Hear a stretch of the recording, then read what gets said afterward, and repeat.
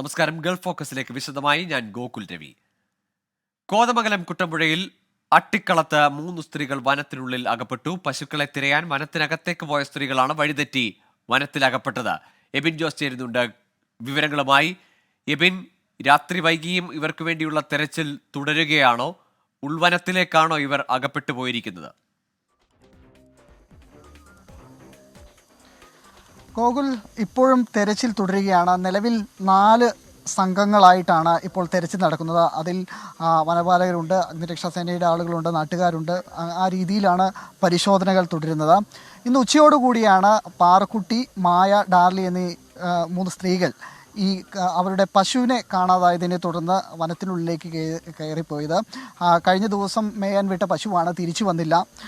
അതിനെ തേടിയാണ് അവർ കാടിനുള്ളിലേക്ക് പോയത്. പിന്നീട് ഒരു 4 മണിയോടുകൂടി അവർ ഫോൺ വിളിക്കുകയുണ്ടായി. ഇങ്ങനെ വഴിതെറ്റി അവർക്ക് തിരിച്ചു ഇറങ്ങാൻ പറ്റുന്നില്ല എന്നുള്ള കാര്യം അവർ അറിയിക്കുന്നു. അതേ തുടർന്നാണ് നാട്ടുകാരും അതുപോലെ തന്നെ ഫോറസ്റ്റ് ഉദ്യോഗസ്ഥരടക്കം ഈ പരിശോധന ആരംഭിച്ചത്. പിന്നീട് ഈ 4 മണിക്ക് ശേഷം അവരെ പിന്നീട് ഫോണിൽ ബന്ധപ്പെടാൻ സാധിച്ചിട്ടില്ല. കാരണം ഉൾക്കാടായതുകൊണ്ട് തന്നെ റേഞ്ചിൻ്റെ പ്രശ്നമുണ്ട്. ഒരുപക്ഷെ മൊബൈലിൻ്റെ ബാറ്ററി തീർന്നിട്ടുണ്ടാവും. ആ രീതിയിലുള്ള സാഹചര്യങ്ങളുണ്ട്. ഈ സമയത്തൊക്കെ അവർ പറഞ്ഞത്, ഈ ഫോണിൽ ബന്ധപ്പെട്ടപ്പോൾ അവർ പറഞ്ഞത്, ഇവിടെ ആനയെ കണ്ടിട്ടുണ്ട്, അതുകൊണ്ട് തന്നെ ഞങ്ങൾ സുരക്ഷിതമായ സ്ഥലത്തേക്ക് മാറുകയാണ്, പേടിയുണ്ട് എന്നുള്ള കാര്യങ്ങളൊക്കെ സൂചിപ്പിച്ചതായി ഇവിടുത്തെ നാട്ടുകാർ തന്നെ പറയുന്നുണ്ട്. ആ രീതിയിലാണ് അവരുടെ സാഹചര്യങ്ങളുള്ളത്. ഇപ്പോൾ നിലവിൽ പരിശോധന നടത്തുകയാണ്. പരിശോധന വിപുലമായി തന്നെയാണ് ഫോറസ്റ്റ് ഉദ്യോഗസ്ഥർ നടത്തുന്നത്. രാത്രിയാണെങ്കിൽ പോലും, ഇരുട്ടാണെങ്കിലും ഈ പരിശോധന അവസാനിപ്പിക്കുന്നില്ല എന്നുള്ളത് തന്നെയാണ് DFO അടക്കം നമ്മളോട് പറഞ്ഞിരിക്കുന്നത്. തെർമൽ ക്യാമറ ഉപയോഗിച്ച്, അതായത് മനുഷ്യ ജീവ സാന്നിധ്യങ്ങളെല്ലാം കണ്ടെത്താനുള്ള തെർമൽ ക്യാമറ ഉപയോഗിച്ചുള്ള പരിശോധന നടത്തുന്നുണ്ട്. അതോടൊപ്പം തന്നെ നാട്ടുകാരും ഈ പരിശോധനയ്ക്കൊപ്പം ഉണ്ട്. അവർ ഇവിടെ കൂടി നിൽക്കുന്നുണ്ട്. അവർ പിരിഞ്ഞു പോയിട്ടില്ല. ജനപ്രതിനിധികളുണ്ട്. ആ രീതിയിൽ നമുക്ക് ഈ ആളുകളോട് തന്നെ ചോദിക്കാം, എപ്പോഴായിരുന്നു അവസാനമായിട്ട് അവർ ഒരു ബന്ധപ്പെട്ടത് ഇങ്ങോട്ട് ഫോണിൽ? 5 മണിയായപ്പോഴാണ് അവസാനമായിട്ട് പ്രതികരിച്ചത് അവർ. ആ സമയത്ത് വിളിക്കുമ്പോൾ അവരുടെ ഹസ്ബൻഡിനെ വിളിച്ചിരുന്നു. അപ്പോൾ പറഞ്ഞത്, ഞങ്ങൾ ആനയെ കണ്ട് ഭയന്നിട്ട് ഞങ്ങൾക്ക് സംസാരിക്കാൻ പറ്റുന്നില്ല, തൊണ്ടയിൽ വെള്ളമൊക്കെ പറ്റിപ്പോയി, ഞങ്ങൾക്ക് ആകെ പേടി തോന്നുന്നുണ്ടെന്ന് പറഞ്ഞ് കരയുന്നുണ്ടായിരുന്നു. മായ എന്ന് പറഞ്ഞ് ആൾ കരയുന്നുണ്ടായിരുന്നു. അപ്പോൾ അടുത്ത ആളുടെ കൈ കൊടുക്കാൻ പറഞ്ഞു. കൊടുത്തു കഴിഞ്ഞപ്പോൾ അവരും അതേ രീതിയിൽ തന്നെ കരഞ്ഞുകൊണ്ടാണ് സംസാരിച്ചത്. അവൾ വളരെ ഭയന്നിട്ടാണുള്ളത്. ഏത് ഭാഗത്താണെന്ന് അവർ പറഞ്ഞു? അവർക്കങ്ങനെ സ്ഥലം കറക്റ്റായിട്ട് പറയാൻ പറ്റുന്നുണ്ടായിരുന്നില്ല. നെടിയപാറ ഭാഗമാണെന്നൊക്കെ ഊഹിക്കുന്നത് മാത്രമാണ്. അവർക്ക് കറക്റ്റായിട്ട് പറയാൻ പറ്റുന്നുണ്ടായിരുന്നില്ല. സ്ഥലം അവർ ഭയന്നിട്ട് അവർക്ക് വഴി തന്നെ അറിയാൻ പാടില്ലായിരുന്നു. അപ്പോൾ അവർ ഇപ്പം ഇങ്ങോട്ടാണ്, വീട്ടിലേക്കാണെന്ന് വിചാരിച്ച് അവർ നടന്നിരുന്നത് കാടിനുള്ളിലേക്കായിരുന്നു അവർ നടന്നുകൊണ്ടിരുന്നത്. അതുകൊണ്ട് തന്നെ അവർക്കിപ്പോൾ സ്ഥലം എന്താണെന്ന് ഒരു പിടിയും അവർക്ക് തന്നെ അറിയില്ല. ഇവരൊക്കെ സാധാരണയായിട്ട് കാടിനുള്ളിലേക്കൊക്കെ പോവാറുണ്ടോ? അതിന് പരിചയമുള്ള ആളുകളാണോ? അല്ലേ, കാട് അവർക്ക് പരിചയമുള്ളതാണ്. കാരണം അവർ മുൻകാലങ്ങളിൽ ചില ഇവിടെ പശുക്കളെ കൂടുതലായിട്ട് മേയാൻ വിടുകയും പശുക്കൾ വരാതിരിക്കുമ്പോഴൊക്കെ പശുക്കളെ കാട്ടിലേക്ക് അന്വേഷിച്ച് തേടി പിടിച്ച് കൊണ്ടുവരുന്ന ഒരു പരിചയം അവർക്കുണ്ട്. അപ്പോൾ ഇന്നലെ ആ പശു ഇന്നലെ വരാത്തതുകൊണ്ടാണ് ഇന്ന് ഉച്ചയ്ക്ക് ശേഷം പശുവിനെ അന്വേഷിച്ച് അവർ പോയത്. അപ്പോൾ മായയുടെ പശുവാണ് വരായിരുന്നത്. സഹായത്തിനായിട്ട് കൂട്ടത്തിൽ 2 പേരെ കൂട്ടിക്കൊണ്ട് അവർ 3 പേർ ഒന്നിച്ചാണ് പോയത്. അങ്ങനെയാണ് അവർ കാട്ടിലേക്ക് പോയത്. അതിനകത്ത് 3 പേർക്കും തന്നെ കാടിനെക്കുറിച്ച് നല്ല വ്യക്തമായ ധാരണയുള്ള ആളാണ്. പക്ഷേ കുറച്ചുകൂടി എനിക്ക് തോന്നുന്നു അവരുടെ സംസാരത്തിൽ നിന്ന് മനസ്സിലായത്, ഹസ്ബൻഡുമായിട്ട് സംസാരിച്ച് മനസ്സിലായത്, 2 കിലോമീറ്ററിന് കൂടുതൽ ഉള്ളിലേക്ക് പോയപ്പോൾ അവരുടെ വഴി അവർക്ക് കൃത്യമായിട്ട് അറിയാത്തൊരു സാഹചര്യം ഉണ്ടാവുകയും അങ്ങനെ വഴി തെറ്റിയെന്നവർക്ക് മനസ്സിലായ ശേഷമാണ് ഭർത്താവിനോട് സംസാരിച്ചപ്പോൾ ഞങ്ങൾ വഴി തെറ്റി എന്ന് പറഞ്ഞത്. പക്ഷേ ഭർത്താവ് ഫോണിൽ കൂടി അവർക്ക് വഴി പറഞ്ഞു കൊടുക്കാൻ ശ്രമിച്ചു. പക്ഷേ അവർ ഓപ്പോസിറ്റ് ഡയറക്ഷനിൽ പോയി എന്നാണ് ഞങ്ങൾ മനസ്സിലാക്കുന്നത്. റേഞ്ചിൻ്റെ പ്രശ്നം, റേഞ്ച് ഉണ്ടാവില്ലായിരുന്നല്ലോ? അല്ല, റേഞ്ച് ഉണ്ടായിരുന്നു. ഏകദേശം അവർ ലാസ്റ്റ് സംസാരിച്ചപ്പോൾ എൻ്റെ ബാറ്ററി സ്വിച്ച് ഓഫ് ആവാൻ വേണ്ടി പോവുകയാണ്, ബാറ്ററി തീരാറായി എന്നുള്ള കാര്യം ഹസ്ബൻഡിനോട് പറയുകയുണ്ടായി. 4:45 ശേഷം പിന്നെ നമ്മൾ ഫോണിൽ വിളിച്ച് കിട്ടിയില്ല. എഗെയിൻ നമ്മൾ ഫോണിൽ ട്രൈ ചെയ്തപ്പോൾ സ്വിച്ച് ഓഫ് ആയിട്ടാണ് നമുക്ക് മനസ്സിലാക്കിയത്. പകൽ പോലും വന്യജീവികളുടെ ശല്യമുള്ള സ്ഥലമാണ് അവിടെ. ഇപ്പോൾ അങ്ങനെ അവർ പറഞ്ഞിരുന്നല്ലേ ആനയെ കണ്ട്?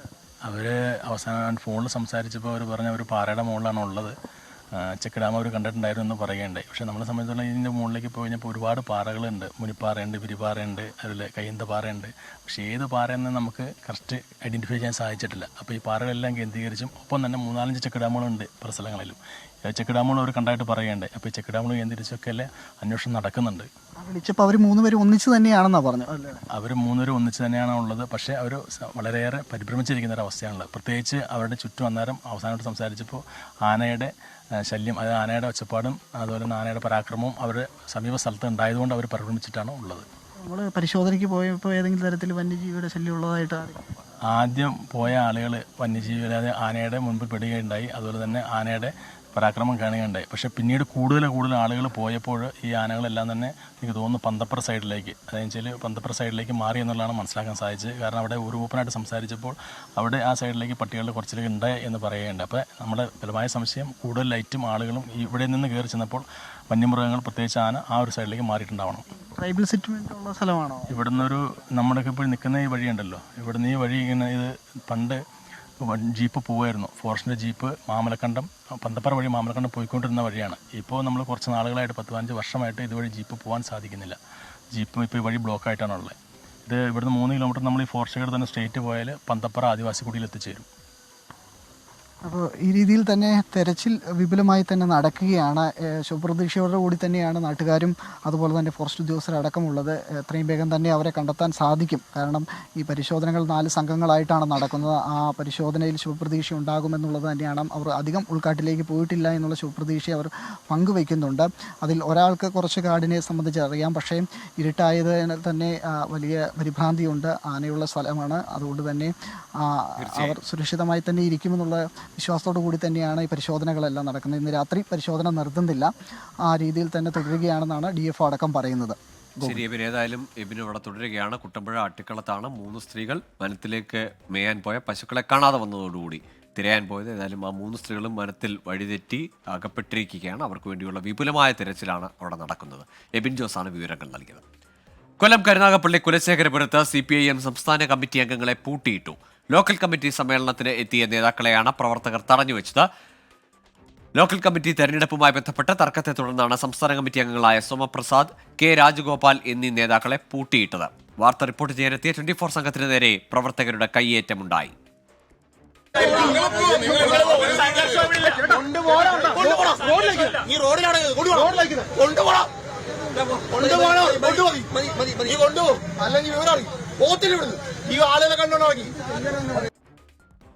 അരുൺ രാജുണ്ട് കൊല്ലത്ത് നിന്ന് വിശദാംശങ്ങളുമായി. അരുൺ, ഏതായാലും അവിടുത്തെ സമ്മേളനത്തിലെ തമ്മിൽത്തല്ലും കോലാഹലവും ഒക്കെ അവസാനിച്ചു എന്ന് കരുതുന്നു. പക്ഷേ CPM സംബന്ധിച്ചിടത്തോളം നാണക്കേടാണ്. അച്ചടക്കത്തിന്റെ സ്കെയിൽ പിടിക്കുന്ന സംഘടനയിൽ ഇങ്ങനെ ഒരു പരസ്യമായ ചേരിപ്പോരും പ്രതിഷേധവും ഒക്കെ പതിവില്ലാത്തതുമാണ്. അച്ചടക്കം അണുവിടമാറാത്ത പാർട്ടി പ്രവർത്തനമാണ് CPM സംബന്ധിച്ച് നടത്തുന്നത്. കേഡർ സംവിധാനം എന്ന് അതുകൊണ്ട് തന്നെയാണ് അടിവരയിട്ട് പാർട്ടി നേതാക്കൾ ഇടയ്ക്കിടയ്ക്ക് ഓർമ്മിപ്പിക്കുകയും ചെയ്യുന്നത്. അവിടെ ഈ കേഡർ സംവിധാനത്തിൽ നടന്ന ഒരു ലോക്കൽ സമ്മേളനമാണ് നമ്മൾ ഇപ്പോൾ ആ കാഴ്ച കണ്ടത്. തെരുവിലേക്ക് പ്രവർത്തകർ ഏറ്റുമുട്ടുന്നു, നേതാക്കളെ പൂട്ടിയിടുന്നു, നേതാക്കൾ പുറത്തേക്ക് ഇറങ്ങുമ്പോൾ കൂകി വിളിക്കുന്നു, അവരുടെ വാഹനത്തിൽ പോലും കയറാൻ അനുവദിക്കാതെ പുറത്തേക്ക് കൊണ്ടുപോകുന്ന കാഴ്ച. ഇതിനെല്ലാം കാരണമായത് ഒറ്റ കാര്യമാണ് എന്നുള്ളതാണ് ഈ ലോക്കൽ സമ്മേളന പ്രതിനിധികളടക്കം വിവരിക്കുന്നത്. കാരണം ഈ ലോക്കൽ സമ്മേളനത്തിലേക്ക് സംസ്ഥാന നേതൃത്വം മുന്നോട്ട് വെച്ച പാനൽ അത് പൂർണ്ണമായും അംഗീകരിക്കാൻ തയ്യാറാണ്. പക്ഷേ സെക്രട്ടറി ആരാകണം എന്ന് സംബന്ധിച്ച് ചർച്ച വന്ന ഘട്ടത്തിലാണ് സെക്രട്ടറിയെ സംസ്ഥാന നേതൃത്വം കൊണ്ടുവന്നയാളെ പറ്റില്ല എന്ന നിലപാട് നിലവിലെ ലോക്കൽ സമ്മേളനത്തിലെത്തിയ അംഗങ്ങളിലെ ബഹുഭൂരിപക്ഷവും മുന്നോട്ട് വെച്ചത്. കാരണം അദ്ദേഹത്തിനെതിരെ നിരവധിയായ ആരോപണങ്ങൾ, സ്ത്രീ വിഷയങ്ങളടക്കം ആരോപണങ്ങൾ നിലനിൽക്കുന്നു. അതിനാൽ തന്നെ ഇയാൾ ആരോപണ വിധേയനാണ്. ഈ ലോക്കൽ സെക്രട്ടറി സ്ഥാനത്തേക്ക് കൊണ്ടുവന്നാൽ അത് പാർട്ടിക്ക് നാണക്കേട് ഉണ്ടാക്കുമെന്നായിരുന്നു ലോക്കൽ സമ്മേളന പ്രതിനിധികളുടെ പ്രധാനപ്പെട്ട വാദങ്ങളിലൊന്ന്. ഇത് പക്ഷേ സംസ്ഥാന നേതൃത്വമോ ജില്ലാ നേതൃത്വമോ ചെവിക്കൊള്ളാൻ തയ്യാറായില്ല. ഇതിന് പിന്നാലെയാണ് ഈ പ്രവർത്തകർ നേതൃത്വത്തിനെതിരെ തിരികെയും ആ ചേരിപ്പോരിലേക്ക് കാര്യങ്ങൾ എത്തുകയും ചെയ്തത്. ആദ്യഘട്ടത്തിൽ പ്രവർത്തകർ നേതാക്കളെ തടഞ്ഞു വെച്ചെങ്കിൽ പിന്നീട് ഈ റൂം പൂട്ടുകയായിരുന്നു ചെയ്തത്.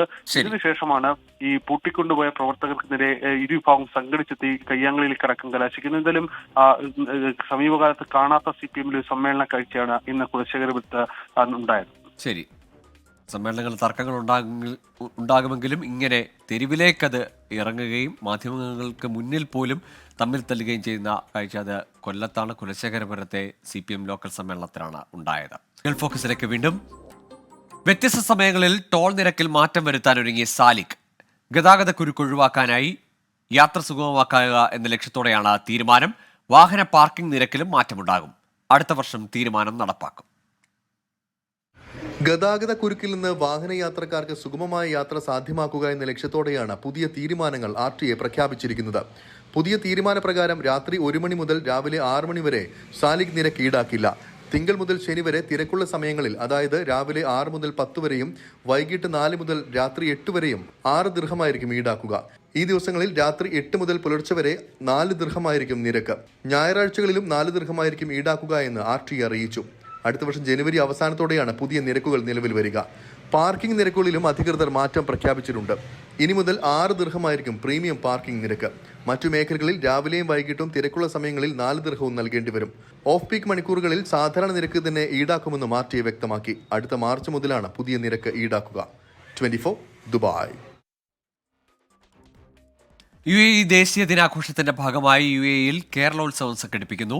ഡിസംബർ 1, 2 തീയതികളിലായി ദുബായ് ഖിസൈസ് അമിറ്റി സ്കൂൾ ഗ്രൗണ്ടിൽ വൈകിട്ട് 4 മണി മുതലാണ് പരിപാടി. ഞായറാഴ്ച നടക്കുന്ന സാംസ്കാരിക സമ്മേളനം മന്ത്രി PM മുഹമ്മദ് റിയാസ് ഉദ്ഘാടനം ചെയ്യും.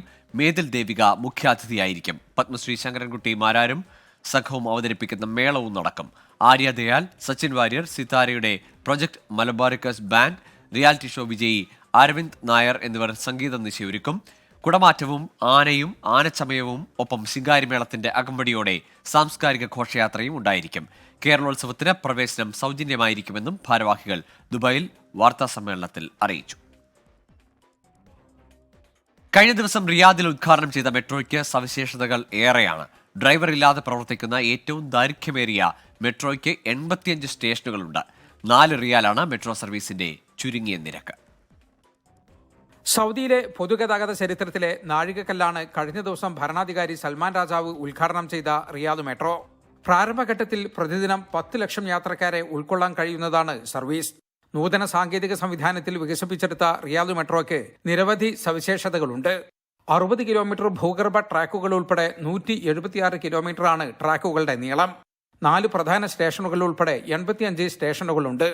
ലോകത്ത് ഡ്രൈവർ ഇല്ലാതെ പ്രവർത്തിക്കുന്ന ഏറ്റവും ദൈർഘ്യമേറിയ മെട്രോ ലൈനാണ് റിയാദിലേത്. വാഷിംഗ്ടൺ മെട്രോയ്ക്ക് 151, ദുബായ് മെട്രോയ്ക്ക് 74, റോം മെട്രോയ്ക്ക് 60 കിലോമീറ്ററാണ് ദൂരം. 6 ലൈനുകളാണ് റിയാദ് മെട്രോക്കുള്ളത്. ഇതിൽ 3 ലൈനുകൾ ഡിസംബർ 1 സേവനം ആരംഭിക്കും. 2 ലൈനുകൾ ഡിസംബർ 15 1 ലൈൻ ജനുവരി 5 പ്രവർത്തനം ആരംഭിക്കും. അതേസമയം ഉദ്ഘാടനത്തിന് പിന്നാലെ മെട്രോ സർവീസിന്റെ ടിക്കറ്റ് നിരക്ക് അധികൃതർ പ്രഖ്യാപിച്ചു. 2 മണിക്കൂർ യാത്രക്ക് 4 റിയാലാണ് സാധാരണ വിഭാഗത്തിൽ ടിക്കറ്റ് നിരക്ക്. 3 ദിവസത്തിന് 20 റിയാലും 7 ദിവസത്തിന് 40 റിയാലും 30 ദിവസത്തിന് 140 റിയാലുമാണ് നിരക്ക്.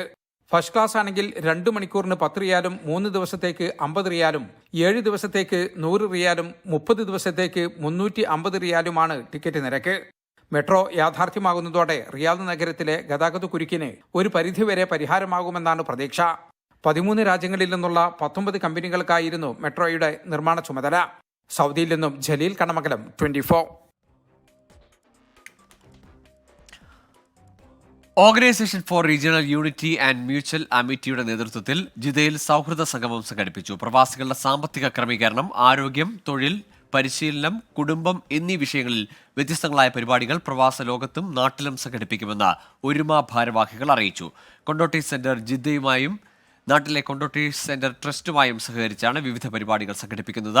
പ്രവാസികളുടെ സാമ്പത്തിക ക്രമീകരണം എന്ന വിഷയത്തിൽ ജിദ്ദയിലും നാട്ടിലും സെമിനാർ സംഘടിപ്പിക്കും. പ്രസിഡന്റ് കബീർ കൊണ്ടോട്ടി അധ്യക്ഷത വഹിച്ചു. സലീം മധുവായി സ്വാഗതവും PC അബു നന്ദിയും പറഞ്ഞു. മെക്സവൻ വ്യായാമ മുറയുടെ മക്ക യൂണിറ്റിന്റെ ജേഴ്സി പ്രകാശനം ചെയ്തു. ടൈറ്റാനിയം മുൻ ഫുട്ബോൾ താരം അൻവർ, മുൻ മലപ്പുറം ജില്ലാ football federation secretary Muhammad Saleem, KMCMC ദേശീയ committee president Kunjumon Kakkiya, Muhammad Kutty master എന്നിവർ ചേർന്നാണ് പ്രകാശന കർമ്മം നിർവഹിച്ചത്. മുഹമ്മദ് സലീം, ഷാനിയാസ് കുന്നിക്കോട് എന്നിവർ സംസാരിച്ചു. മുജീബ് പൂക്കോട്ടൂർ അധ്യക്ഷത വഹിച്ചു. ഷംസു തുറക്കൽ നന്ദി പറഞ്ഞു.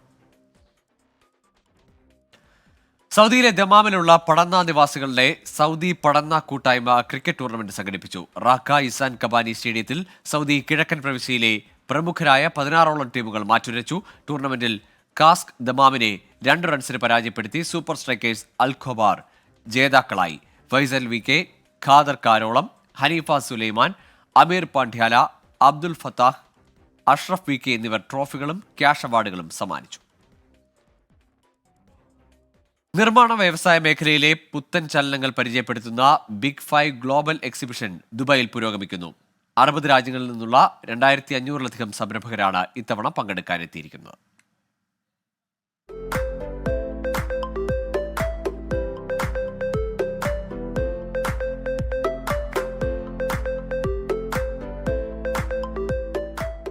ഓരോ കാലത്തും വലിയ മാറ്റങ്ങൾക്ക് വിധേയമാകുന്ന മേഖലയാണ് നിർമ്മാണ മേഖല. സുരക്ഷയ്ക്കും സുസ്ഥിര നിർമ്മാണ സാധ്യതകൾക്കും ഊന്നൽ നൽകുന്ന നിരവധി കാഴ്ചകളുമായാണ് ഇത്തവണത്തെ ബിഗ് 5 ഗ്ലോബൽ എക്സിബിഷൻ മുന്നോട്ട് പോകുന്നത്. ദുബായ് വേൾഡ് ട്രേഡ് സെന്ററിൽ നടക്കുന്ന പ്രദർശനത്തിൽ പങ്കെടുക്കാനായി 60 രാജ്യങ്ങളിൽ നിന്നുള്ള 2500 പ്രദർശകർ എത്തിയിട്ടുണ്ട്. സാനിറ്ററി ടൈൽസ്, വാട്ടർ ഹീറ്ററുകൾ, ഇലക്ട്രിക്കൽ, ഗൃഹോപകരണങ്ങൾ തുടങ്ങിയ ഉൽപ്പന്നങ്ങളുടെ വലിയ നിരയുമായാണ് വീട്ടുപകരണങ്ങളുടെ പ്രമുഖ ലക്ഷറി ബ്രാൻഡായ മിലാനോ ബൈ ഡാന്യൂബ് പ്രദർശനത്തിനെത്തിയിരിക്കുന്നത്. ഇത് 18ാമത്തെ വർഷമാണ് മേളയിലെ കമ്പനിയുടെ സാന്നിധ്യമെന്ന് അധികൃതർ പറഞ്ഞു. Well, I have been in this country for the last 30 years and I have seen this Big 5 show, which is the largest exhibition for construction. And being a building material company and a real estate company, we have to participate here for two important reasons. One is networking with the old customers, and secondly, getting new customers who come from across the world, because this fair is very well known across the world. So we have provided, particularly for sanitary, in many different offers. For the water heater, we've given the most discounted prices for these 4 days, be it for a WC or some particular mixtures or for shatafs also. Yeah. So the offers why we've given is because we want to attract all the customers from around the world, as we want to take Milano globally, be it for Africa or any Arab countries or all over the world.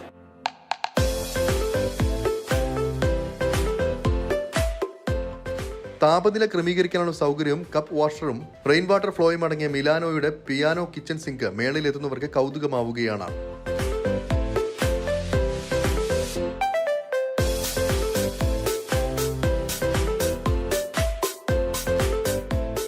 We are there, of course, online. People can see our products in the website. We are not selling in particular online, but we have many shops there where customers are coming and seeing the product. 1 ലക്ഷത്തിലധികം ആളുകൾ എത്തുമെന്ന് പ്രതീക്ഷിക്കുന്ന മേള ഈ മാസം 29-ന് സമാപിക്കും. 24 Dubai. Saudi അറേബ്യയിൽ retail സാന്നിധ്യം വിപുലീകരിച്ച് ലുലു ഗ്രൂപ്പ്. സൗദിയിലെ 57ാമത് ഹൈപ്പർ മാർക്കറ്റ് ദമാമിലെ അൽ ഫഖ്രിയയിൽ പ്രവർത്തനം ആരംഭിച്ചു. മക്കയിലും മദീനയിലും 2 മാസത്തിനകം 4 പുതിയ ലുലു സ്റ്റോറുകൾ കൂടി ആരംഭിക്കുമെന്ന് മാനേജ്മെന്റ് അറിയിച്ചു. സൗദിയിലെ റീറ്റെയിൽ സേവനം വിപുലമാക്കുന്നതിന്റെ ഭാഗമായാണ് ദമാമിലെ അൽ ഫഖ്രിയിൽ പുതിയ ലുലു ഹൈപ്പർ മാർക്കറ്റ് കൂടി ആരംഭിച്ചത്. ഇതോടെ സൗദിയിലെ ലുലു ഹൈപ്പർ മാർക്കറ്റുകളുടെ എണ്ണം 57ആയി. കുത്തുബ് അൽ ദീൻ അൽ ഷാഫി സ്ട്രീറ്റിലുള്ള പുതിയ ലുലു ഹൈപ്പർ മാർക്കറ്റ് നവീനമായ ഷോപ്പിംഗ് അനുഭവമാണ് ഉപഭോക്താക്കൾക്ക് സമ്മാനിക്കുക. പുണ്യനഗരങ്ങളായ മക്കയിലും മദീനയിലും 2 മാസത്തിനകം 4 പുതിയ ലുലു സ്റ്റോറുകൾ ഉൾപ്പെടെ 3 വർഷത്തിനകം സൗദിയിൽ 100 സ്റ്റോറുകൾ ഉപഭോക്താക്കൾക്കായി തുറന്നു കൊടുക്കാനുള്ള ഒരുക്കത്തിലാണെന്ന് ലുലു സൗദി മാനേജ്മെന്റ് അറിയിച്ചു. ദമാം മുനിസിപ്പാലിറ്റി മേധാവി ഫൈസ് ബിൻ അലി അൽ അസ്മരിയാണ് പുതിയ ലുലു ഹൈപ്പർ മാർക്കറ്റ് പൊതുജനങ്ങൾക്കായി തുറന്നു കൊടുത്തത്. Lulu Saudi director Shahi Mohammed, Eastern Province regional director Moiz Nooruddin, Eastern Province executive manager Mohammed Bashait, Eastern Province administration manager Zayed Al Subai തുടങ്ങിയവരും ഉദ്ഘാടന ചടങ്ങിൽ സന്നിഹിതരായിരുന്നു. മികച്ച ആഗോള ഉൽപ്പന്നങ്ങൾ ഉപഭോക്താക്കൾക്ക് ഉറപ്പാക്കുക എന്ന ലുലുവിൻ്റെ ദൗത്യത്തിൻ്റെ ഭാഗമായാണ് പുതിയ ലുലു ഹൈപ്പർ മാർക്കറ്റ് ആരംഭിച്ചിട്ടുള്ളതെന്നും സൗദിയിൽ വിപുലമായ പ്രൊജക്റ്റുകളാണ് ലുലുവിനുള്ളതെന്നും സൗദി ഭരണകൂടം നൽകി വരുന്ന ഓരോ പിന്തുണക്കും ഏറെ നന്ദിയുണ്ടെന്നും ലുലു സൗദി ഡയറക്ടർ ഷഹി മുഹമ്മദ് പറഞ്ഞു. 20,000 സ്ക്വയർ ഫീറ്റിലുള്ള പുതിയ ലുലു ഹൈപ്പർ മാർക്കറ്റിൽ grocery, fresh food, bakery, home appliance, mobile phone ഉൾപ്പെടെ ഇലക്ട്രോണിക്സ് ഉൽപ്പന്നങ്ങളുടെ വൈവിധ്യമാർന്ന ശേഖരമാണ് ഒരുക്കിയിട്ടുള്ളത്. മാത്രമല്ല, ഹെൽത്ത് ആൻഡ് ബ്യൂട്ടി പ്രോഡക്റ്റുകൾക്ക് പ്രത്യേക സെക്ഷനുമുണ്ട്. പ്രധാന റോഡായ അബു ഹൈദരിയ റോഡിനോട് ചേർന്നായതിനാൽ യാത്രക്കിടയിലും എളുപ്പത്തിൽ ഷോപ്പ് ചെയ്യാനാകുമെന്നത് ഉപഭോക്താക്കൾക്ക് ഏറെ സഹായകരമാകും. സുബൈറുദ്ദീനൂർ, 24 ദമാം. ISLൽ കേരള ബ്ലാസ്റ്റേഴ്സിന് തോൽവി. കൊച്ചിയിൽ നടന്ന മത്സരത്തിൽ FC ഗോവയാണ് ബ്ലാസ്റ്റേഴ്സിനെ തോൽപ്പിച്ചത്. കലൂർ ജവഹർലാൽ നെഹ്റു സ്റ്റേഡിയത്തിൽ നിന്ന് അനിൽ വാസുദേവ് തയ്യാറാക്കിയ റിപ്പോർട്ടിലേക്ക്. കേരള ബ്ലാസ്റ്റേഴ്സ് മറ്റൊരു തോൽവി കൂടെ വഴങ്ങിയിരിക്കുകയാണ്. സീസണിലെ 5ാം തോൽവി. കഴിഞ്ഞ മത്സരത്തിൽ 3 ഗോളിന് ജയിച്ചപ്പോൾ ഒരുപക്ഷെ ഈ മത്സരത്തിൽ കൂടി ജയിച്ച ആ മൊമെന്റം നിലനിർത്താൻ സാധിക്കുമെന്നാണ് പ്രതീക്ഷിച്ചത്. പക്ഷേ 40ാം മിനിറ്റ് വഴങ്ങിയ ഒരു ഗോള് ആ കടം തീർക്കാൻ അവസാനം വരെ സാധിച്ചില്ല. അവസാന നിമിഷങ്ങളിലൊക്കെ തന്നെ നിരവധി അവസരങ്ങൾ സൃഷ്ടിക്കാനൊക്കെ തന്നെ കേരള ബ്ലാസ്റ്റേഴ്സ് ശ്രമിച്ചു. പക്ഷെ അതൊന്നും തന്നെ ഗോളായി മാറിയില്ല. അങ്ങനെ സീസണിലെ 5ാം തോൽവി വഴങ്ങിയിരിക്കുകയാണ് കേരള ബ്ലാസ്റ്റേഴ്സ്. ഇപ്പോൾ കുറച്ച് ഗോവൻ ആരാധകരുണ്ട്. ഇവിടെ വന്ന് ഒരിക്കലും ജയിക്കാൻ പറ്റില്ല, അല്ലെങ്കിൽ ഇവിടെ വന്ന് കളിക്കുന്ന ഒരു ഹെൽ എന്നാണ് പറയുക. അതാണോ ഉണ്ടായത്? അതൊക്കെ വെറുതെ ജയിച്ചാൽ ഏത് ടീമിനും ജയിക്കാൻ വേണ്ടി പറ്റും, വലിയ പ്രശ്നമൊന്നുമില്ല. അങ്ങനെ എന്താ കേരളം തിരിച്ചടിക്കാൻ ഇനി അത്ര വലിയ ആംബിയർ ഉണ്ടെങ്കിൽ ഇടാം. കഴിഞ്ഞ വർഷത്തെ പോലെ അല്ലായിരുന്നു, ഈ വർഷം നല്ല ഡിഫൻസ് ആയിരുന്നു. അതുകൊണ്ട് അവർക്ക് ഒരു ഗോൾ സന്ദേശ് സിംഗ് കൂവിയർക്കെതിരെ സന്ദേശ് സിംഗിന്റെ പ്രതിഷേധമാണിത്, ക്ലീൻ ഷീറ്റോടുള്ള വിജയം. ഇവര് പറയുന്നു തവണ അങ്ങനെ ഒരു കാര്യം ഉണ്ടായില്ല, പക്ഷെ ഇതിന് അവിടെ പോയി മറുപടി കൊടുക്കാൻ പറ്റില്ല. ഇതിന് അവിടെ